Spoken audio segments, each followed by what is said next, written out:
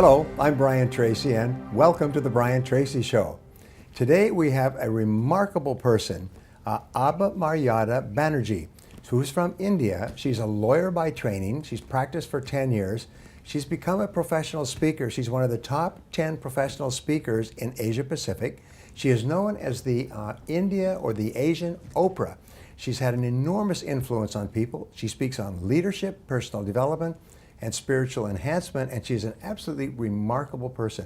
It's such a wonderful pleasure to have you here. The pleasure is all mine. Privilege. Thank you very much. Thank you so much. Sir. And, you know, I was just in India a few weeks ago. I was in Chennai for 3 days speaking to thousands of people. So, and I've been all over India, spoken and traveled and lived all over India. So it's an amazing country. That's the only thing you can say. It's an amazing country. So tell us a little bit about yourself and what you do. Brian, I'm... First of all, before I begin, can I just say thank you to you? Of course. Thank you, because I have learned so much from you. You're like my long distance, invisible mentor, because all through your books I've learned so much over the years. So today I'm sitting in person with you, talking to you. So I want to say thank you in person to you. So this is like one of the good things that's happened to me, coming all the way from here just to see you and say thank you to you. Wonderful. I am looking forward to being in your audience and hearing you speak. That'll be good fun, because then I'll be at my best to just make sure that you're happy. Wonderful. So tell us a little bit about yourself. Okay, I am a lawyer by profession. I've practiced law for 10 years, like you just said, and my core calling is about people.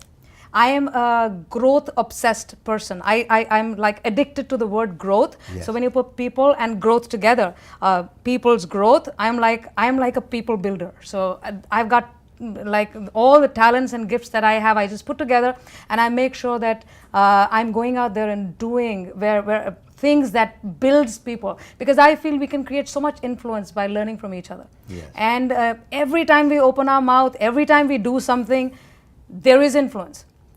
However, we do not make it conscious that all of us, if we make it conscious influence, I think there's a lot of difference we can bring to the world. So that is what I think my job is. My job is to create some kind of influence on some segments in the world, maybe bring about some change. So that's what I'm working on.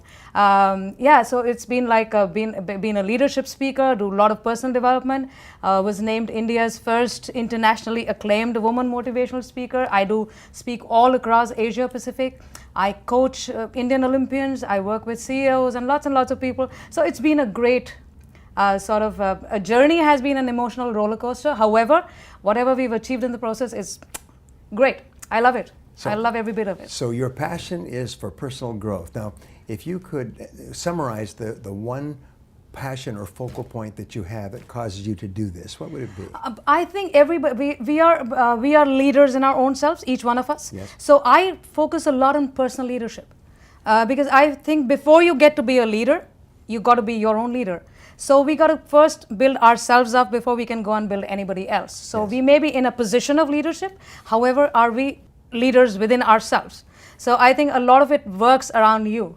Right. So I think continuous building yourself up. So I go out, and if and when I'm teaching leadership, I first take to that place. I go to the personal leadership place, say, okay, let's work on ourselves first. Then we go out and project ourselves or apply ourselves to wherever we are, whether in a position or in a situation. So that's the core of your message. The core thing is leadership, personal leadership. So I'm all about leadership, all kinds. I always say that leadership is the willingness to accept responsibility for results. Yes. With no excuses, no complaining. Absolutely. Yes. Absolutely. Yes. Wonderful. Now tell us, what are some of the courses, training, speaking that people can get from you? Well, I work around various success principles for leaders. Yes. And how they can include things like emotional intelligence, peak performance, and influencing and creating impact, and spiritual enhancement. Because I think a lot of building up happens at the spiritual space as well. Yes. Which a lot of people, because it's a personal space, I cannot teach spirituality to people. But however, I can sort of show them where it may be. So they can always go there to that space and bring it out from themselves. So primarily peak performance, EQ, influencing, impacting, and a lot of other stuff which is like about creating yourself as a person. So that's what I do. So you give talks and seminars and workshops, and you do personal coaching, counseling, advising. Yes. So anyone who is interested in really improving themselves in any of these areas can call you, and you can basically customize an approach for them as individuals, small groups, or even Yeah, large I'm working conferences? with a lot of corporates in India, big ones. Right. So I think we work around lots of things. So the area is the same, but the groups keep changing. So it's like from individuals right up to a company which has got lots and lots of people. Yes. So. Now tell me, can you give me a success story of someone or some company that you've influenced that was here when they first met you, and Yes. as a result of using your ideas, Yes. they reached this level? Okay, there's this media company, one of the biggest in Indonesia. Right. And these were people who were sort of, they had different departments which were working independently. However, there was this huge gap in between the way they performed as a big group. Yes. So when we got started with them, each one of them were doing their own thing. They were about 1,200 people. So we had to sort of go into each and every one of them, yes. and find a path between them, like how do you influence each other, yes. and to bring about the results that actually the company is looking for. So because the reports were happening, the other nice things were happening, you know, all the processes were happening, but when it came to the results, it was the same thing. I mean, they were stagnant and plateaued right. for quite a long time. So we had to basically bring out and create systems within, between them, and between the people. We had to connect the people together in some way to make sure that, you know, they were working in coordination and not away from each other. So it's not, right. they're not mutually exclusive. So we created those systems over there. Within 3 years of putting those systems in place, we were looking at almost 50% increase in their total bottom line. Wow. In terms of, so that was a good thing. The second one, and on an individual, this thing I'd like to share was, I was coaching one of the Indian Olympians. Yes. And we saw success. One of the shooters, who was one of the top shelf shooters in India. Right. And he was not selected in the Commonwealth Games, so he right. was, like, you know, sports people, they go down too right. fast, and they go up and go down. So now I had to sort of, my job was to sort of bring him out of there and make sure that he gets to the Olympics 2012. And I coached him for about 2 months, and it was all over the newspapers, and because he's the first one who actually got into the Olympic quota in 2012. Right. So we basically worked on breaking through those blocks and teaching them how to very simply, because it's quite simple.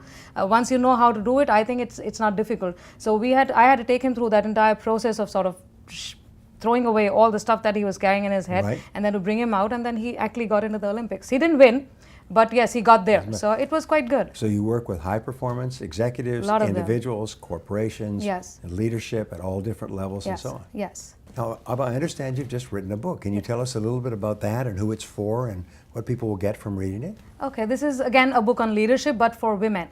Okay, so it's like called Nucleus. Yes. And the whole idea behind the book is that women, I think they live in an environment all over the world which is a little bit biased against them or yes. towards them. So given that backdrop, is there something that they can do in terms of leadership? So there's so much leadership literature out there, so I don't think it's for men or women, anybody can use it. However, given the fact that women live in that backdrop, yes. What is it that we can do? So I am a lawyer, so I have read constitutions, I've read the laws, and I read those nice words like dignity and respect and equality and all that stuff, and I wonder where is it?